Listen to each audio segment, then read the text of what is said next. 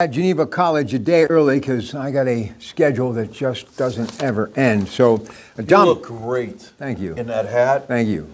You look like a young Lou Holtz. Actually, I mean, coaches wore that on the sideline. You know what I was most impressed with, though? You were just talking to the legend, Jeff Hathorn, the Hawk. Well, I mean, you helped Jeff tremendously. Yeah, during. You realize how many people you have actually helped in this industry? Well, I appreciate that.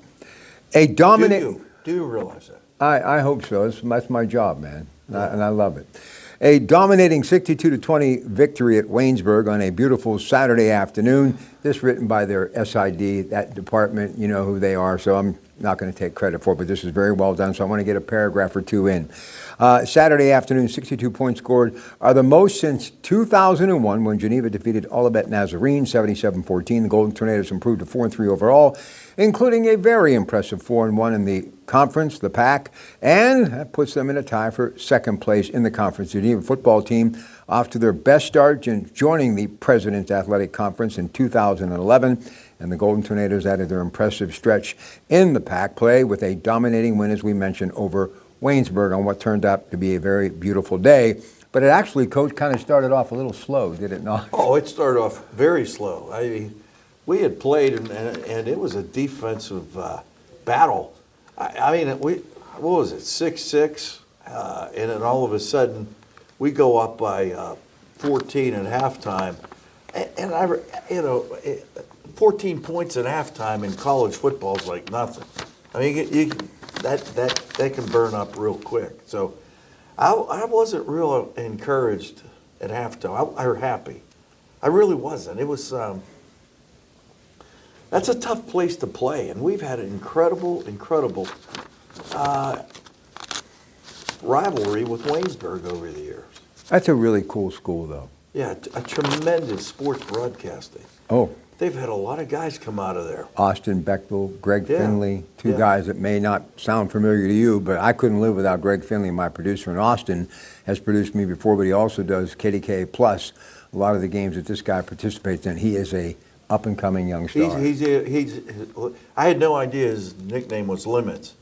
Like on the show, 93.7, like they kept calling this guy Limits. There's somebody Limits. I just found out this past week, and it's him. He's an exceptional producer, but all I can say is none of us better slip on a banana peel. Oh, yeah, whatever. He's got the job. Oh, yeah, he's got. And he also graduated from a nice school by the name of Baldwin, the home of the Highlanders out there on 51. Yeah, he still does all their sports as well, too. Good kid. But anyway, there's a lot to talk about in this game, but I got to bring up Romano. It's not just because I focus on the quarterback. Finished today, 373 yards, 4 touchdowns, along with another rushing touchdown.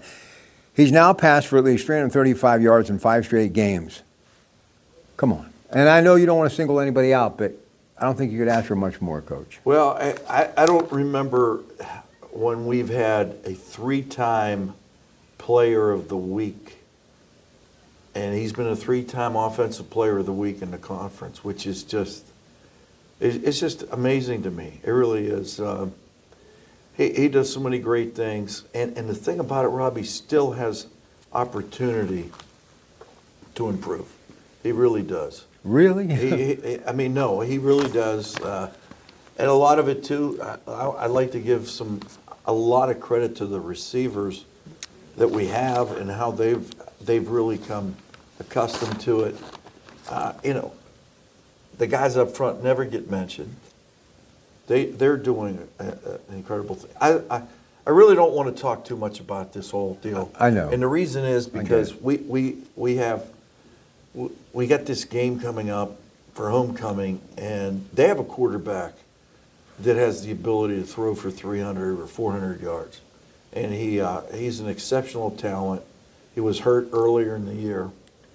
And he can run it, he can throw it, and we're going to have our hands full on homecoming Saturday. All right, so let me just talk about the defense, okay? Yeah. And I heard you kind of talking to Jeff a little bit, but had every intention of bringing it up. 7 turnovers, recovering 3 fumbles while intercepting 4 passes. Impressive. 7 turnovers. I know. So nobody wants to talk about the defense. And the defense caused 7 turnovers. And these kids are getting better and better, and Tommy Contenta's doing such an Oh. excellent job with them. He really is. Listen, I don't know what's going to happen when it's all said and done, but I surely hope Tommy remains a big part of this program for many years to come. He's been just such a bright light. And this crazy business that is collegiate sports, he is a very just positive force to be around. Oh, he's Geneva. And you know, it's funny, when I was out doing all those high school coaches for years, just to kind of give back because they were all so supportive of me, and I love the WPIL and everything it stands for, they always somehow, his name would come up. Right. And Ohio, West Virginia, Western Pennsylvania, from you and me, them seeing this at Tommy Contento, what a good guy. Well, he's a great recruiter, and he develops relationships with coaches in the area because he loves. He's always talking about high school football. He's always talking about what happened and who's where, whatever. He is blessed with that ability, and that's a talent. And I'm happy for him, the defensive staff. Because we're fighting through some things here. This has not been an easy task this year. I know. It has been very, very difficult. We've had a lot of injuries. We've overcome adversity like every team has to. I'm just praying that our depth will just and guys are starting to step up that need to step up. We're going to have somebody step up, Saturday because we've got a receiver that's out. And it'll give somebody another opportunity. 3 o'clock homecoming, big weekend here up on College Hill. Come one, come all. Just spectacular. Kickoff again, 3 o'clock, Bethany homecoming. All right, let's talk some other football. I know you have a meeting coming up, but it's only 6:30 as we're live to tape, so I get to pick your brain. I'm headed off to talk to Gene Matzuk, legendary high school coach who has since retired, going to get a very special award this Friday. We'll tell you more about that, and I just feel the need to go promote him a little bit more. Just a really good guy and a great family. His brother Dan as well. Just super people and excellent football players and excellent coaches too. But I want to talk about the Steelers real quick. Defense, because that's something you love and I love. And I know this is an aging defense. What happened against Cincinnati? Was it more just that those were just two hybrid wide receivers and, T. Higgins and Jamar Chase, as opposed to Ramsey and Slay kind of slumping a little bit and too many penalties from Joey Porter Jr., who we love. But what happened there? I'm not going to comment. I know, but I'm confused. I'm a fan. I'm a huge Steeler fan. I'm a huge Mike Tomlin fan. I really don't. I want to comment, but I can't. And the reason I can't is because I have no idea of what's going on, from a talent standpoint. I don't have the ability to judge the talent level of what we have in Pittsburgh. I don't know that. Coach Tomlin does. The Rooneys do. I don't. I'm a Division III guy. But do you here think in Beaver County? This is the point I'm getting at. This is maybe one of the first times, and I mentioned this earlier today, that the offense led by Aaron Rodgers may actually be outshining the defense, and we've all grown up with the steel curtain and the great defenses with Greg Lloyd and Green and all those years that we've just watched Blitzburg, right? Is it become more of an offensive game? Because I'm even witnessing it with your team. That's where I was trying to go with this. Is it becoming more of an offensive game? Oh, it absolutely is. It really is, and that's why we made the decision, to go back to this to be able to score points to win. But the Cincinnati game kind of took this whole thing, and it had this, you got Joe Flacco there, and Joe Flacco is one of the best quarterbacks, I think, in the NFL. And what he has done, he kind of just flies under the radar. But the performance that he put on the other night, somebody's got to chase the football. Somebody's got to deliver this. He went in there and learned the playbook, and Joe Linta, who's a local product from Freedom, who has been such an incredible success as an NFL agent, and is a friend, is Flacco's agent. I just found that out tonight. Could you imagine, trying to peddle a 40, whatever he is, 42? 40. 40. I got to tell you, he looked great. Well, you heard what he said too. He goes, a lot of those plays were improvised because we just, I'm new here. Yeah, yeah. And what happens is, I mean, he's been around so long, and there's different things that guys recognize. Let's just call it what it is. Everybody kind of runs the same thing. They call it differently. They put it in maybe a different formation, different package, but and you're dealing with the best receiver in football. What do? You put two people on him. If you put two people on him like everybody else does, then you got the Higgins guy you got to take care of. But, I'm sure watching Romano and Baker, who's his big target this past week, you're realizing as a coach, obviously you've come over to the offensive-minded aspect of the game this year. Wide receiver at any level, college, high school, obviously the pros, it's as important, and in some cases maybe even more so than the quarterback, and that's obviously the case with Cincinnati. Well, I mean, Cincinnati. Just think about this. They had the kid from our own backyard. There was the third receiver before. Yeah. Yeah, and he had a great career. Tyler Boyd. Played for Coach Nola. Clareton, when they did 66 straight. Think about that. Listen, it's Selection Saturday. This week, we're going to carry it KDKA. I am such a fan of the WPL, championships, all that stuff, radio. There's nothing like this time of year, high school football, coming here for homecoming. It's the best thing going, man. Yeah, for most of you. You guys love it. Well, next year you'll be with me. We'll be hanging out. Hopefully, yeah. Yeah, you will be. It is awesome, but you look at that game, and the game's changed. It's more of an offensive game. It is. The rules that have been put in, and that's why we got away from running a triple option, is because the rules continue to favor the offense, and the protection these guys are getting, a quarterback. But still, take a look at how many guys have been knocked out of commission that were first-team quarterbacks in the NFL week one. Now they are either injured or they've been replaced. Well, guess what I heard? This is a great aspect of how the game has changed. And I'm a sponge. I'm in everything, whether it's news, politics, cooking, travel, home improvement, football, high school, pro, all sports. I'm watching them play a little lacrosse out there on Reeves Stadium, the beautiful turf tonight under the lights. I love it. What a great point. The problem in college football, you can't have any good backup quarterbacks anymore because they're going somewhere else, even if they have to drop down and play in another division. So you lose your starting quarterback in college football, you're toast.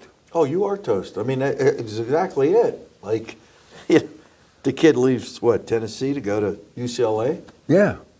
Yeah. It's about roster management. And I don't know how those guys at D1 are doing it. I really don't. Frustrating, Gino.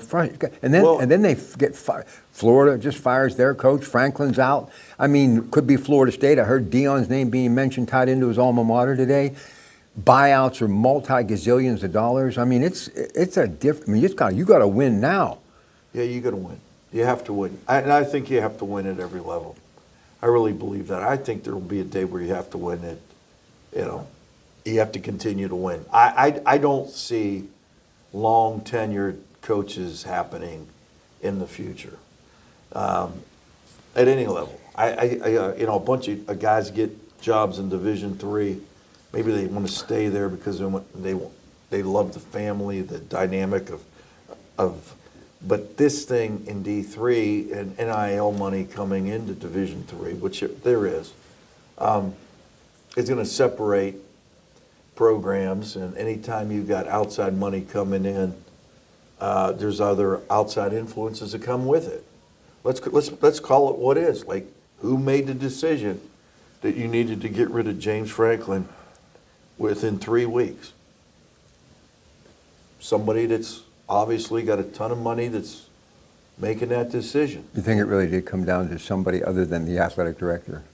Rob, humble opinion. Humble opinion? Yeah. This has been going on for years.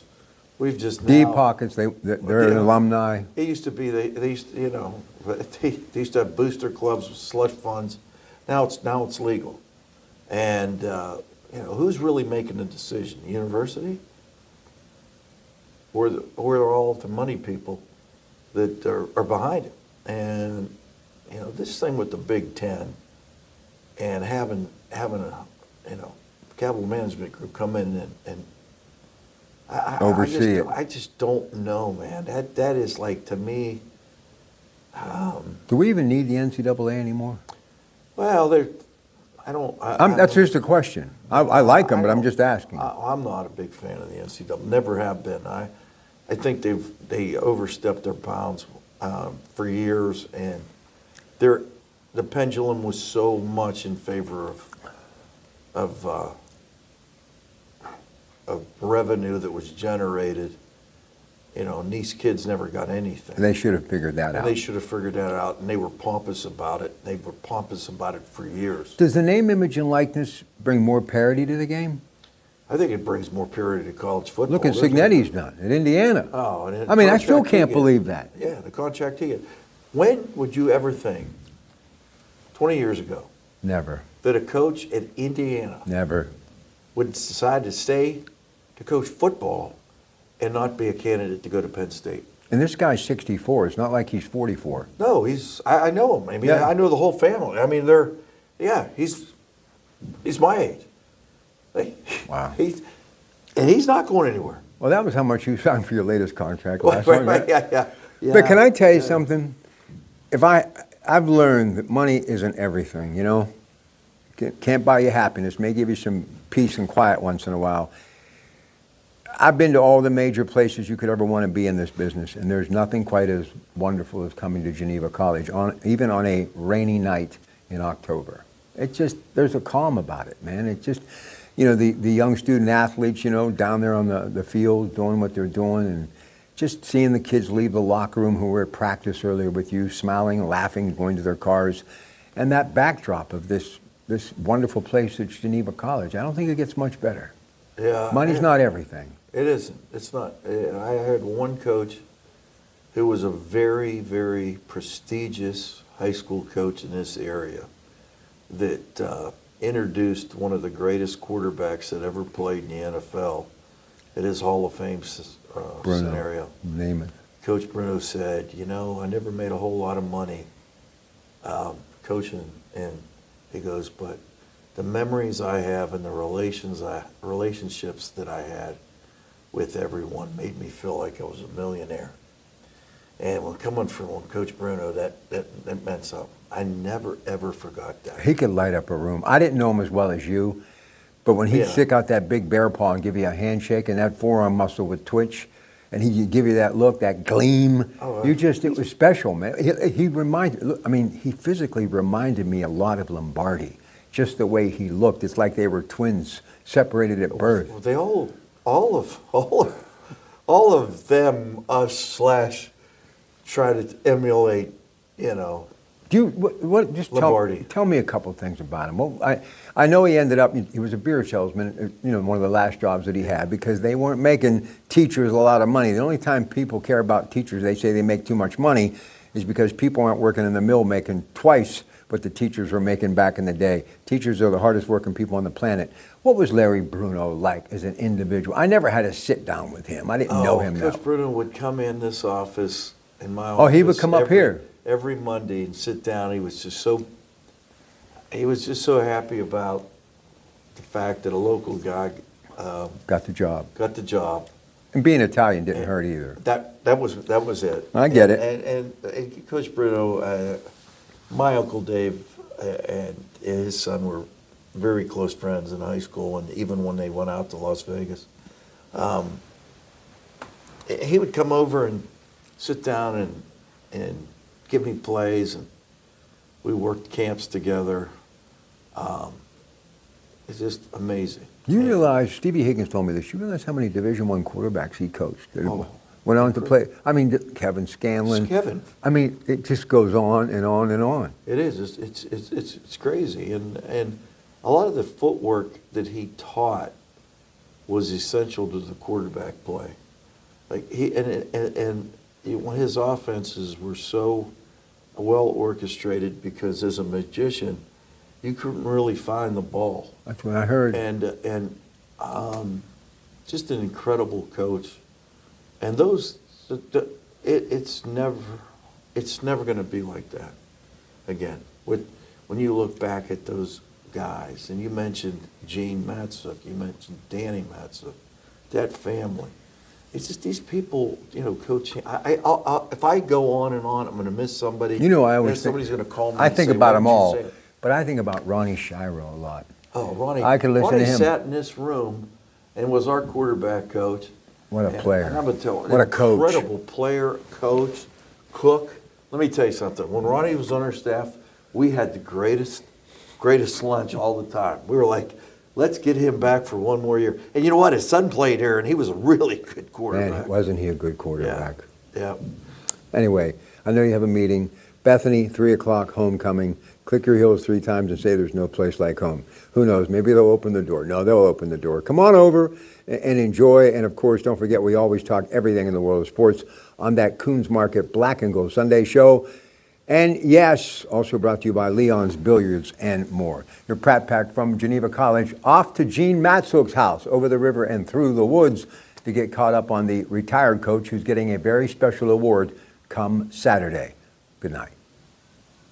That is so